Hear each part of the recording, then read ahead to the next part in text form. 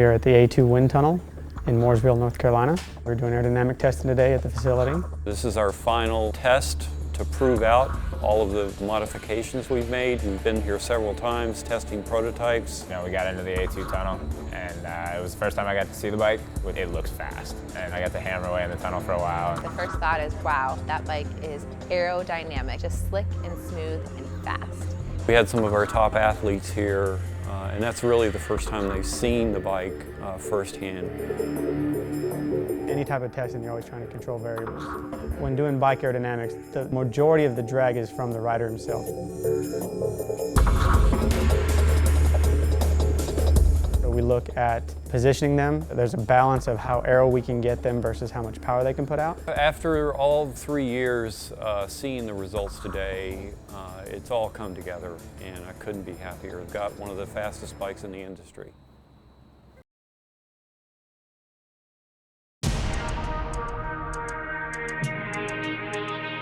It's been a long road. It's definitely the most difficult bike I've ever designed. There's just so much technology in it.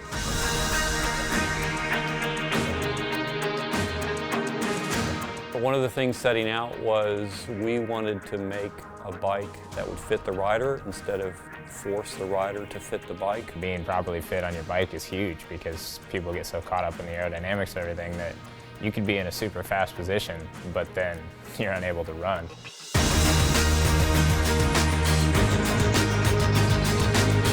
The most important feature of a TT tri-bike to me would have to be the adjustability of the bike.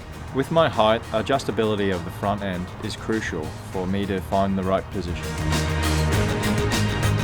The Norcom has many different positions that you can use. They have 6 different lengths in the stem, and they have an 8-degree and a 17-degree for the aggressive riders. Fuji is the first company that I've had success in being fully comfortable on a bike for a woman, because as a woman, our bodies are so different from men. We typically have shorter torsos and longer legs. The more comfortable and confident I am on the bike, the faster I'm gonna be.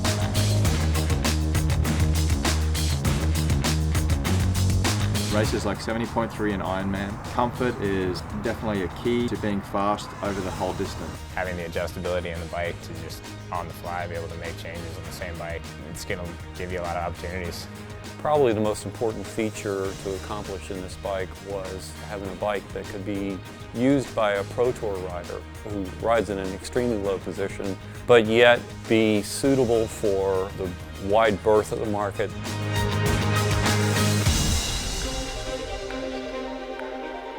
Norcom is 20% stiffer in the head tube and 26% stiffer in the bottom bracket than the D6. We have a patented technology called rib technology. It makes the fork stiffer, it makes the steering more precise. It's really a defining technology. I want to be able to feel safe and aggressive into my turns, and having that stiffness on my bike and my bike responding with me, with my body, it makes me and my bike feel one. As a stiff bike, you're able to transfer more power. It's about going fast, and so the bike needs to be stiff and light and as aero as possible.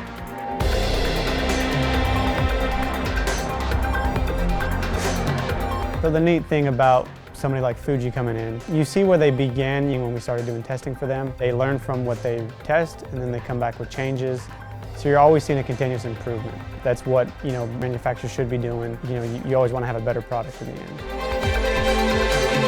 The most important feature in a bike for me is speed, and it's the ability to transfer my hard work into results. This bike, I think, is going to do a super job of that. Having had good results in the past, I'm excited to be on an even faster bike this year.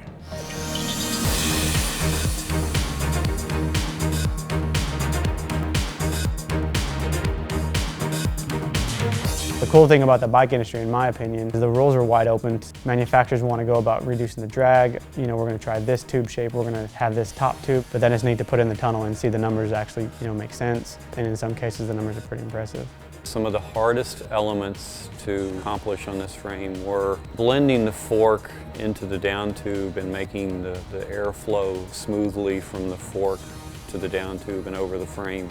The seat cluster is also an area that's known for a lot of drag, and the flow characteristics that we have coming off that area are really clean. I'm particularly proud of the vertical dropouts. When you release the quick release, you pull the derailleur back, the wheel falls right out, just like a road bike. It's really one of the few time trial bikes that has vertical dropouts, and it makes for easy servicing, makes for quick wheel changes if you get a flat. The braking system is new for Fuji. They have the back brake by the bottom bracket instead of above the wheel.